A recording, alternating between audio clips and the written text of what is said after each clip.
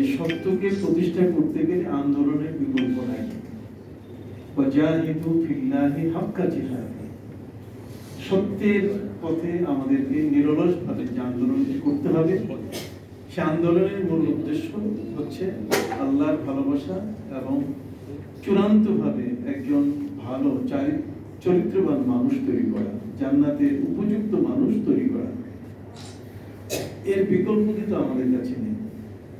আপনি জানেন যে আমাদের এই পৃথিবীর ইতিহাসে মক্তব শিক্ষা নামে যে শিক্ষাটি আছে, যেটি বর্তমান ইবতিদায়ী শিক্ষা হিসেবে আমরা বলে থাকি, আমাদের এই মক্তব শিক্ষাটা অর্থাৎ আমাদের যে ইবতিদায়ী মাদ্রাসা, এর আগে আমাদের এদেশের স্বনামধন্য একজন পীর জনাব ফিরদৌস সাহেব এর মকামিয়ার পেশার তিনি বলে দিয়েছেন, যেটা হচ্ছে ফিডার ইনস্টিটিউট।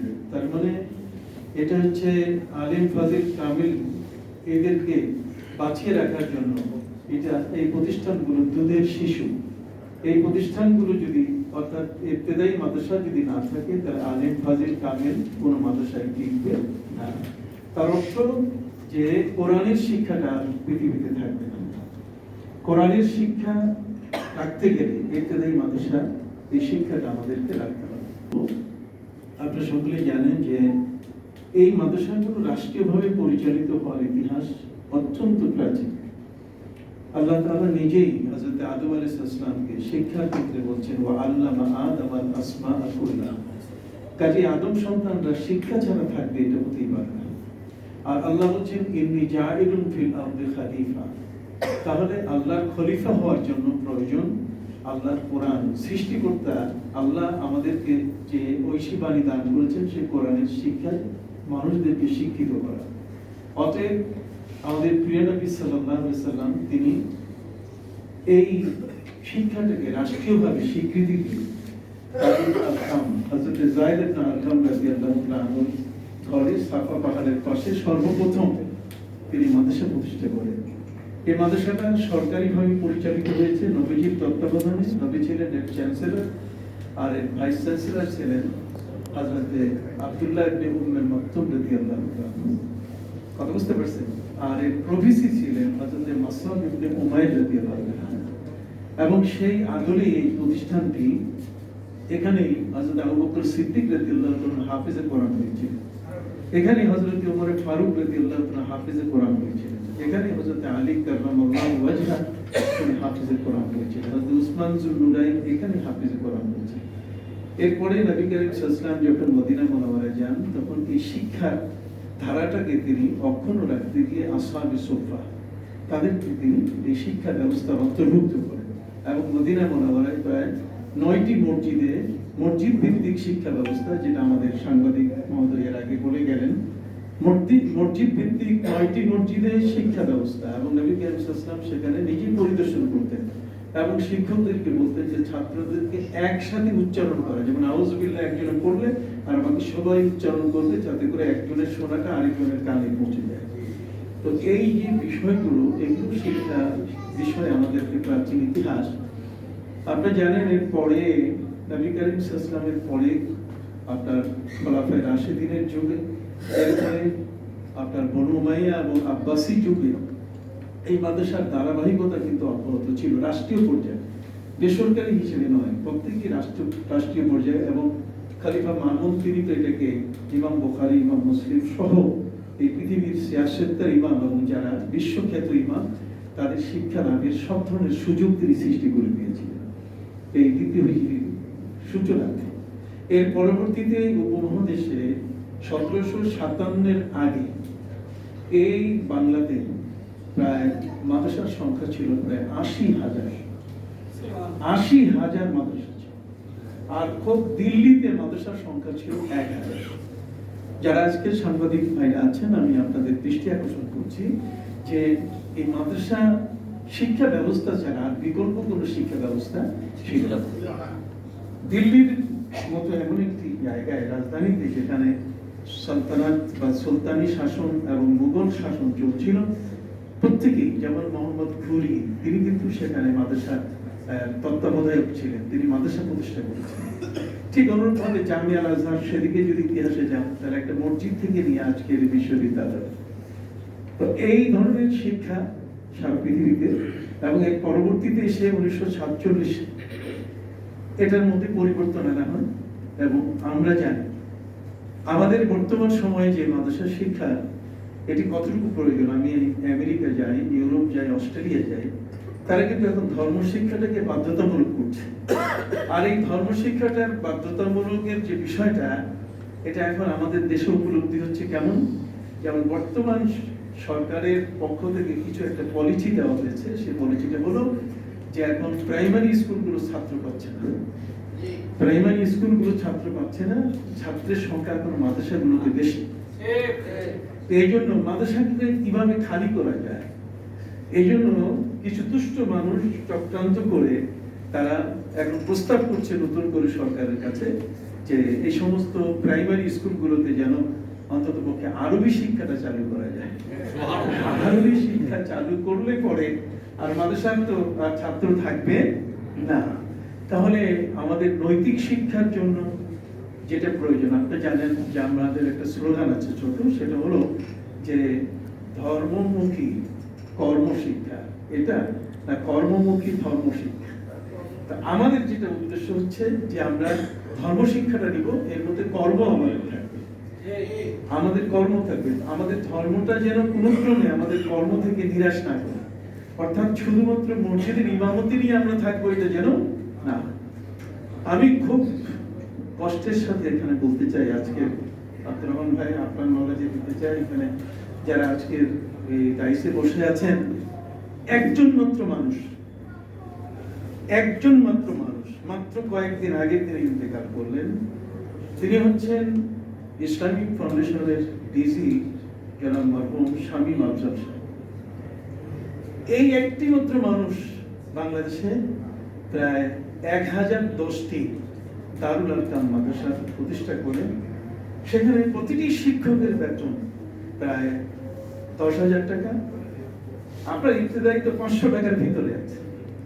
কিন্তু সেখানে এই মাত্র কয়েকদিন আগে একটি মাত্র মানুষ, তিনি কিন্তু এই দারুল আরকাম মাদ্রাসা প্রতিষ্ঠা করে এই 1010টি মাদ্রাসার জন্য দুইজন করে শিক্ষক এবং নতুন করে আরেকজন তাদের সাহায্যকারী একজন শিক্ষকের 8,000 টাকা বেতন। এটা আমি যখন ইসলামিক ফাউন্ডেশন গভর্নর, আমরা এটা ঠিক করে দিলাম। কিন্তু আমার কষ্টটা এখানে যে একজন মানুষ সারা দেশের মধ্যে এটি একটা প্রতিষ্ঠান করেন, সেই প্রতিষ্ঠানটা নিয়ে আমাদের খুব কল্পনা আপনি জানেন না, জল্পনাটা হলো যে আসলে এই প্রতিষ্ঠানটা মাননীয় প্রধানমন্ত্রী জানেন কিনা, দারুল আরকামটা মাননীয় প্রধানমন্ত্রী জানেন কিনা, এটা তার নলেজে আসে কিনা।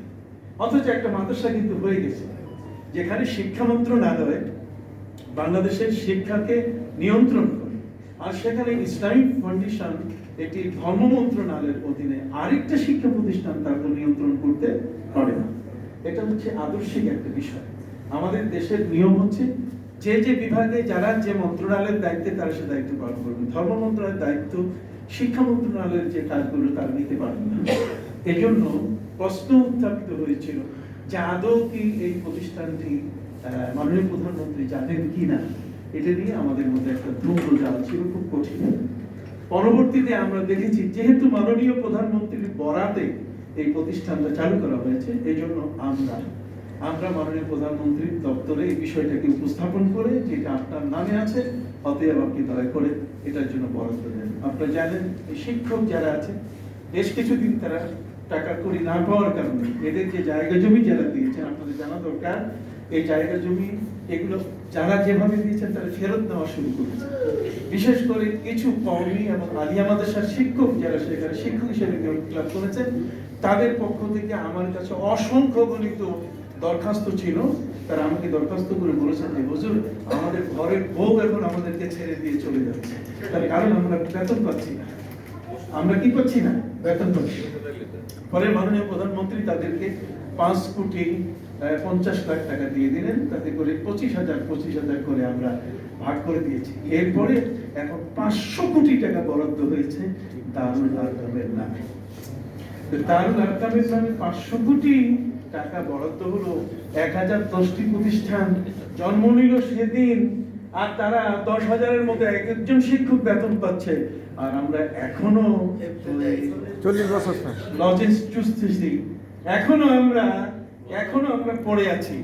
আমার মনে হয় যে এটা বোধহয় কোনো এক জায়গায় কঠিন ব্যর্থতা আমাদের। এই ব্যর্থতা থেকে মুক্তি লাভের জন্য এখন প্রয়োজন।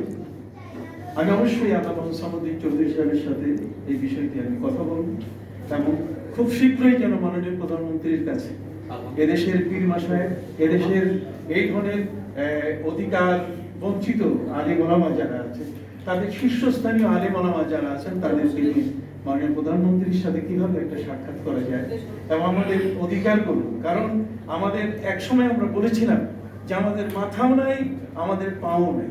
মাথা নাই বলতে গেলে আমাদের ইউনিভার্সিটি নাই আমাদের নিজের, আর পা নাই মানে আমাদের কোনো ইবতেদায়ী মাদ্রাসা নাই। এতগুলো বেসরকারি প্রাথমিক বিদ্যালয় যেগুলো, সেগুলো কিন্তু সরকারিকরণ করা হয়েছে। সরকার, আমি সেদিন আমার এক বক্তব্য বলেছিলাম যে সরকার বিধবা ভাতা দিচ্ছে, প্রসূতি ভাতা দিচ্ছে, মুক্তিযোদ্ধা ভাতা, সম্মানীয় মুক্তিযোদ্ধাদের ভাতা প্রায় 50,500 কোটি টাকা শুধু মুক্তিযোদ্ধা যারা তাদের ভাষা। আমি মনে করি শিক্ষা এটি হচ্ছে জাতির মেরুদণ্ড। নবী করিম সাল্লাল্লাহু আলাইহি সাল্লাম যখন তিনি মদিনা মুনাওয়ারায় গেলেন, সর্বপ্রথম এই শিক্ষা নিয়ে যখন বৈঠক হলো, এই শিক্ষার মধ্যে সবচেয়ে বড় এই শিক্ষাটি আনার জন্য সবচেয়ে বড় যে কাজটি করেছে, সেখানে মাত্র 17 জন শিক্ষিত ব্যক্তি ছিল। এই 17 জন শিক্ষিত ব্যক্তির মধ্যে একজন ছিলেন মহিলা, যার নাম ছিল সাফাত। সাফাত নামক মহিলা, তিনি ছিলেন শিক্ষিত, তিনি আরাবিয়ান ছিলেন, কিন্তু তার বিবাহ হয়েছে বাগদাদে। তো বাগদাদ থেকে তাকে নিয়ে এসে এই আরবের মধ্যে শিক্ষা ব্যবস্থা চালু করা হয়। বাকি 16 জন পুরুষ ছিল কলম ভাঙ্গা পণ্ডিত, এরা লেখাপড়া জানতো না। এই মহিলা ট্রান্সলেট করতেন, এই করতেন, সেই করতেন, শিক্ষিত ছিল। সেই মহিলা থেকে আরবের মধ্যে শিক্ষা ব্যবস্থা যখন এক এক করে আগানো শুরু করল, আমাদের প্রিয় নবী সাল্লাল্লাহু আলাইহি ওয়াসাল্লাম তিনি বললেন যে শিক্ষা ব্যবস্থার মূল কি হবে? শিক্ষা ব্যবস্থার মূল হবে আল কোরআন। যারা বলেন আল্লিমু আওলাদাকুম আল কোরআন ওয়াল কোরআন ইউআল্লিমুহুম কুল্লা শাই। কোরআন যদি শিক্ষা দেওয়া না যায়, কোরআন শিক্ষা দিলে কোরআন থেকে সবকিছুর শিক্ষা আছে, আইনের শিক্ষা আছে, বিচারের শিক্ষা আছে, প্রশাসনিক যা কিছু আছে, সামাজিক যা কিছু আছে, লেনদেন, মুআমালাত, মুআশারাত যা কিছু আছে, সব শিক্ষা দিবে কে? কোরআন। আমরা আমাদের মাননীয় প্রধানমন্ত্রী, তিনি অত্যন্ত ধার্মিক একজন আমাদের প্রধানমন্ত্রী। মাননীয় প্রধানমন্ত্রী 564টি মডেল মসজিদ দিয়েছেন। আমাদেরকে কেউ কেউ বলে থাকেন যে মাননীয় প্রধানমন্ত্রী এটা সৌদি আরবের টাকা দিয়ে দিয়েছেন। আসলে কিন্তু সৌদি আরব টাকা দেওয়ার কথা ছিল, কিন্তু তারা কোনো টাকা পয়সা দেয়নি। নানা চক্রান্ত আমাদের দেশে আছে, যে চক্রান্তের কারণে আমাদের দেশে যে মসজিদগুলোর জন্য এক একটা মসজিদে 20 কোটি, প্রায় 15 কোটি টাকা এই যে ব্যয়ের যে একটা ব্যাপার ছিল, সেই বিষয়টাই কিন্তু সৌদি আরব সাহায্য করেন। মাননীয় প্রধানমন্ত্রী আপন উদ্যোগে তিনি এই 564 মডেল মসজিদ, বিশেষ করে গাজীপুরে আমরা যে মসজিদটা দিয়েছি, সেই মসজিদটাতে প্রায় সেখানে 70 কোটি টাকা আমরা বরাদ্দ দিয়েছি। এই 70 কোটি টাকা সেখানে বরাদ্দের একটা মসজিদ, তাহলে মসজিদের এই সমস্ত শিক্ষক, সেখানে কমপ্লেক্স হচ্ছে, সেখানে সাংস্কৃতিক কেন্দ্র। প্রধানমন্ত্রী তো এই আন্তরিকতার কোনো অভাব নাই, তিনি তার পূর্বপুরুষ থেকে তিনি একজন ধার্মিক সন্তান, অতএব তার পীর বংশের একজন তিনি একজন নারী। অতএব তার পরিবারের পক্ষ থেকে বঙ্গবন্ধু যেখানে বলেছেন যে মদিনার সনদ অনুযায়ী এই বাংলাদেশ চলবে, তাহলে মদিনার সনদ অনুযায়ী বাংলাদেশ চললে সে মদিনার সনদে প্রাথমিক শিক্ষা আছে কিনা, সেখানে স্বতন্ত্র ইবতেদায়ী শিক্ষা আছে কিনা। যখন স্বতন্ত্র ইবতেদায়ী শিক্ষা সেখানে আছে, সেটা সেই যুগে হয়তো মক্তব নামে ছিল, কিন্তু এখন সেটা ইবতেদায়ী নামে আমাদের কাছে আছে। আমরা মনে করি মাননীয় প্রধানমন্ত্রী এই ব্যাপারে তার সাথে যদি যোগাযোগ করা যায়, বিষয়টাকে যদি শামীম আফজলের মতো বুঝাই দেওয়া যায়, আপনি পারবেন স্যার। দারুল আরকামের মতো একটা মাদ্রাসা, কয়দিন তার জন্ম তারিখ খুব লম্বা নয়, একজন মানুষ মাত্র প্রধানমন্ত্রীকে বুঝাইয়া তিনি একটা মাদ্রাসা করছেন, যেটা শিক্ষা মন্ত্রণালয়ের বিপরীত, অথচ সেই প্রতিষ্ঠানটি শিক্ষা মন্ত্রণালয়ের বিপরীত হতে পারে না। আমরা চিন্তায় পড়ে গেলাম, তাহলে এই মাদ্রাসাটাকে কিভাবে প্রতিষ্ঠা করা যায়, পাশে তো প্রাইমারি আছে, পাশে তো ইবতেদায়ী আছে, তাহলে ইবতেদায়ী আর প্রাইমারির মাঝখানে এই মাদ্রাসাটা কেমনি কি করবো? তখন আমরা সিদ্ধান্ত নিয়েছি যে এটা পঞ্চম শ্রেণী পর্যন্ত হবে না, এটা চতুর্থ শ্রেণী পর্যন্ত হবে। এরপরে পঞ্চম শ্রেণীতে সে হয়তো আলিয়া মাদ্রাসার দিকে যাবে, নাহলে কওমি মাদ্রাসার দিকে যাবে। কথা বুঝতে পারছেন? মানে এটাকে হালাল করার জন্য এটা একটা পলিসি গ্রহণ করা হলো। তাহলে আমি আমার কষ্টের কথা আপনাদের বললাম, আপনি অবশ্যই উপলব্ধি করতে পেরেছেন যে আজকে আমরা স্বতন্ত্র ইবতেদায়ীর কথা বলছি। আমাদের দাবি আলিয়া মাদ্রাসা বলেন আর যে মাদ্রাসায় বলেন না কেন, কওমি মাদ্রাসা যারা, তারা আজকে সনদের স্বীকৃতি পেয়ে গেল, অথচ সেখানে তাদের দাখিল পরীক্ষা আলিম ফাজিল সরকারিভাবে কোনো রকম নিয়মের আওতাভুক্ত হয় নাই। তো এইটা যদি সংসদে পাস হয়, তাহলে আমরা তো আমাদের আন্দোলন তো আরো অনেক আগে। ওদের আন্দোলন তো সেদিন, আর আমাদের আন্দোলন 40 বছর আগের থেকে। তাহলে দীর্ঘ সময় আমরা কি করলাম? অতএব আসুন, এই মুহূর্তে আমাদের এখন খুব দরকার আমরা বিভাগীয় শহরগুলোতে এক একটা বড় বড় ধরনের আমরা স্বতন্ত্র ইবতেদায়ী মাদ্রাসার অধিকার সম্পর্কে আমরা অন্তত মাদ্রাসা শিক্ষক যারা তারা নিজেরাও বুঝে না, অনেকেই কিন্তু এই জিনিসটা উপলব্ধি করে না। তারা বেতন খেতে চায়, কিন্তু বেতনটা আসবে কিভাবে, তাদের অধিকারটা প্রতিষ্ঠিত হবে কিভাবে? আপনারা জানেন যে আমাদের দুই একটা মাদ্রাসা আমাদের এই বাংলাদেশের মধ্যে যারা হাজার হাজার ছাত্র পায়, কিন্তু দুই একটা মাদ্রাসা হাজার হাজার ছাত্র পেলে এটা কোনো ডকুমেন্ট নয়, বরং বাংলাদেশের প্রতিটি মাদ্রাসা টিকে থাকতে হবে। আমি বলেছি যে বাংলাতে 1757-এর আগে যে সময় নবাব সিরাজউদ্দৌলার রাজত্ব চলছে এবং এর পরবর্তী সময়ে প্রায় 80,000 মাদ্রাসা যদি চলতে পারে, তাহলে আমাদের ইবতেদায়ী মাদ্রাসার সংখ্যা কত? কথা বলে প্রায় 8,000-এর মতো। তাহলে 8,000 মাদ্রাসা, মাননীয় প্রধানমন্ত্রী এতগুলো প্রাইমারি বেসরকারি প্রাইমারি স্কুল যদি তিনি অনুমোদন দিতে পারেন, আমরা কেন দিতে পারি না? কাজেই আমি খুব আহ্বান জানাবো, হিসাব আপনাদের কাছে আছে, আমি জানি, আমি মনে করি এটা আল্লাযীনা জাহাদু ফিনা ওয়াজাহিদু ফিল্লাহি হাক্কা জিহাদি। আপনাকে এখন যেতে হবে। জিহাদের অর্থ তরবারি নয়, জিহাদের অর্থ রক্ষাটা নয়, বরং নিজের অধিকারকে প্রতিষ্ঠিত করা, সত্যকে প্রতিষ্ঠিত করা।